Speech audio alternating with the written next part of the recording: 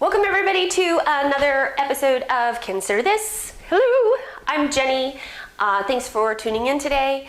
I have another little quick thing that I've been toying around with it in my head for several months, actually, trying to figure out what angle I really wanted to take on it. And I realized that this is a perfect opportunity to bring it up because I've noticed, on social media and people talking and just watching the world go through its process right now with everything with the pandemic. And I really wanted to talk about this idea of balance. You've kind of two camps of people right now, sort of. I'm sure there's a lot in the middle, but there's like two groups. You've got group A, group number one, that says, take advantage of this time, do something amazing, push, get it done. And then you have another group, group B, group two, and they're very much like, look, things are hard, things suck, and if you can get through your day-to-day, then you've done a great job. Like rest, relax, take it easy, give yourself love, all of those things. It's interesting how you start to see people draw dividing lines in the sand on where they should be with that. And I thought that it fell into this idea that I have about balance that I really wanted to share with all of you. And I'm wondering if you've ever really thought about it. Have you ever considered what balance looks like? Many people, when they think about balance, they think of a scale, right? Equal, 50-50 kind of a thing. I was reading Rachel Hollis's book, Girl Stop Apologizing, and she talks about that book about balance, work-life balance is what she's referring to, and how it's absolutely complete crap. It's impossible. You can't do it. And she's right if you're thinking about balance as this scale. If you're trying to achieve 50-50 in every moment of every day, forget about it. It's not possible. I really don't like that idea of balance. When I think of balance, I'm really thinking more of like a tightrope. And if you've ever seen a tightrope walker, and they've got the long pole, and they're 5 or 6 or hundreds of stories in the air, and they're stepping out, and they're moving, it is never a static experience for that individual. They're in this very precarious situation, and there is a constant dynamic of moving left or moving right or going down or needing to come up and stabilizing and then moving and then restabilizing, and this constant shifting back and forth into these extremes to stay even keel, to maintain enough balance that you don't fall off the edge on either side. And I think that idea of balance is way more helpful, realistic, and takes some of the pressure off, because look, right now, I don't know about y'all, but I'm staying at home with my kids. I'm still working. I'm very fortunate that I can work remotely.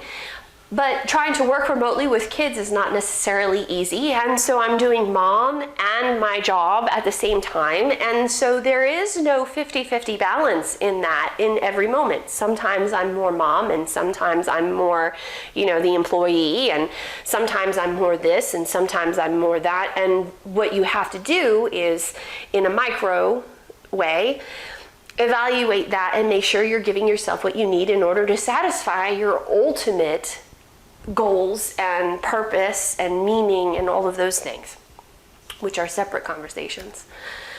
And the only way that you can really do that is if you give yourself permission to give yourself what you need when you really need it, and understand that your balance and everybody else's balance is, again, completely different. What I need in order to feel like I've been accomplished and productive and happy and joyful may look very, very different to somebody else, depending on what's important to you, what you enjoy, how you do your work, what the physical process that you go through in getting ready for your day. I know one thing that I do, and my friends they think I'm crazy, my partner too, but I wake up super early. I'm an early bird. I've been an early bird most of my life. I don't really remember a time where I slept late often. And so I get up at like 4 or 5 a.m. without an alarm clock, even on the weekends. Like, unless I'm up super, super late, I'm generally up really, really early.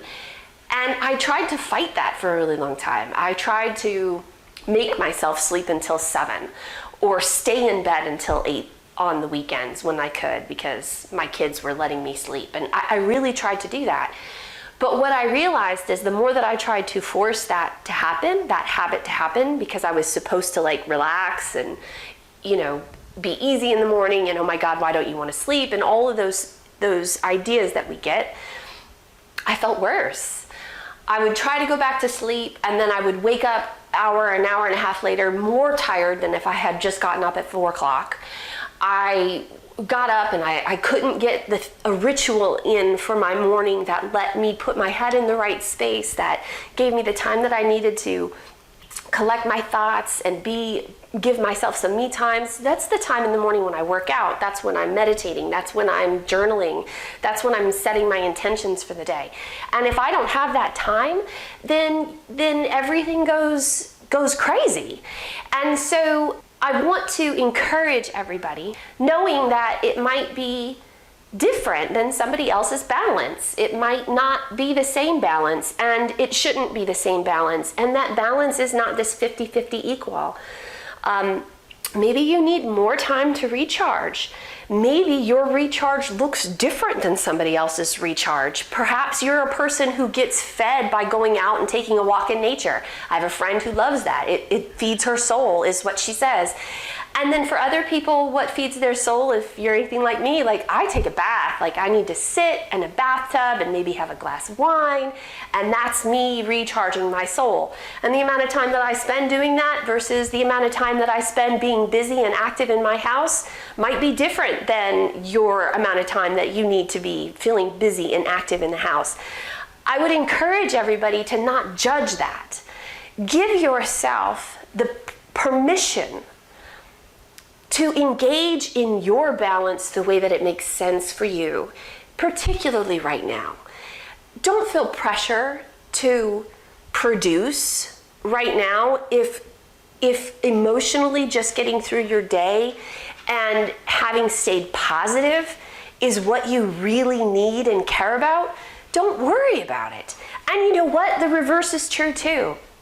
If you want to push right now, like if you have a desire to take advantage of something and be extra productive, clean your house, man. Do what you need to do. Put the blog together, get out there and do something. Start volunteering in a way that maybe you've been thinking about volunteering for a really long time. Like, don't feel pressure from either side to feel like you can't give yourself what you need, because everyone's balance is different. You're never going to need exactly what somebody else needs. And navigating that is part of the reason you're here.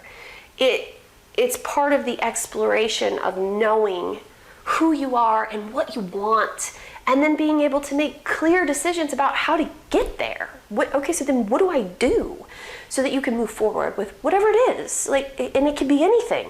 So I just want to put that out there for everybody as an opportunity to think about and consider your balance. What does that look like? What does your balance really look like for you?